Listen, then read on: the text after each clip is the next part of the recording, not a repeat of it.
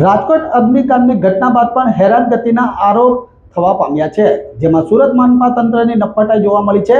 ગેરકાયદે બાંધકામ મુદ્દે ફરિયાદ છતાં પણ તંત્ર દ્વારા આંખ આડા કાન કરવામાં આવતા હોવાના સવાલો ઉઠવા પામ્યા હતા।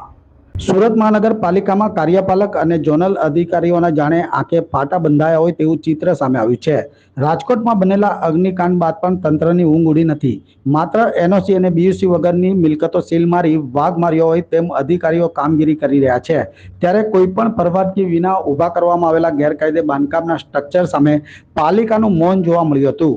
ડિંડોલીના અંબિકા પાર્ક 2 સોસાયટીમાં ગેરકાયદે બાંધકામ ઊભું કરાયું છે। આ ભયજનક સ્ટ્રક્ચર અને બાંધકામ ફાયર સ્ટેશનની ગલીમાં જ ઊભું કરવામાં આવ્યું છે, જેમાં આગની દુર્ઘટના સમયે જોખમી સાબિત થઈ શકે તેમ છે। આ મામલે સોસાયટીના પ્રમુખ સહિત અનેક લોકોએ લેખિત અને મૌખિક ફરિયાદ કરી છતાં પાલિકાના આંખ આડા કાન કરી રહ્યા હોવાના આરોપ કરવામાં આવ્યા હતા। અન્ય સ્થળો પર ફાયર સેફટી સહિત બીયુસી મુદ્દે સીલિંગની કાર્યવાહી કરવામાં આવે છે, જ્યારે ડિંડોલીના અંબિકા પાર્કમાં ઊભા કરાયેલા ગેરકાયદે બાંધકામ મુદ્દે શા માટે તંત્રની ઢીલ હશે?